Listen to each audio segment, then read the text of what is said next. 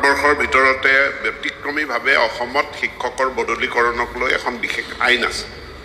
আৰু সেই আইনৰ অধীনত আমি এটা ডিজিটেল পৰ্টেলৰ জৰিয়তে অনলাইন পৰ্টেলৰ জৰিয়তে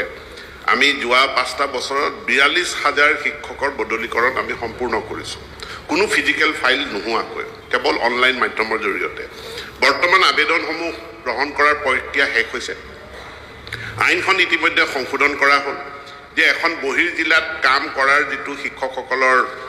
সময় নিৰ্ধাৰণ কৰি দিয়া আছিলে যে 10 বছৰ থাকিবই লাগিব তাৰ সংশোধন কৰি মহিলাৰ ক্ষেত্ৰত 5 বছৰ কৰা হৈছে পুৰুষৰ ক্ষেত্ৰত 7 বছৰ কৰা হৈছে আৰু সেই আইনৰ ব্যৱস্থা অনুযায়ী এতিয়া স্ক্ৰুটিনি হ'ব যিসকল এলিজিবল তেওঁলোকে ট্ৰান্সফাৰ পাব বাকি বিধায়কগৰাকীয়ে যি কথা কৈছে কৰবাত যদি কোনো ইমাৰ্জেন্সি সিচুৱেশ্যন হয় জীৱনৰ প্ৰতি ভাবুকি আহে নিৰাপত্তাৰ প্ৰতি ভাবুকি আহে এই আইনখনে জিলা আয়ুক্তক পূৰ্ণ ক্ষমতা দিছে যে তেখেতক বদলীকৰণ কৰা বেলেগ এখন স্কুললৈ স্থানান্তৰিত কৰাৰ কাৰণে জিলা আয়ুক্তই সিদ্ধান্ত গ্ৰহণ কৰিব পাৰে তেৱেই ট্ৰান্সফাৰ কৰিব পাৰে গতিকে হুজাই জিলাত যদি তেনেকুৱা কিবা কেছ আছে জিলা আয়ুক্তক জনালে তেখেতে ব্যৱস্থা গ্ৰহণ কৰিব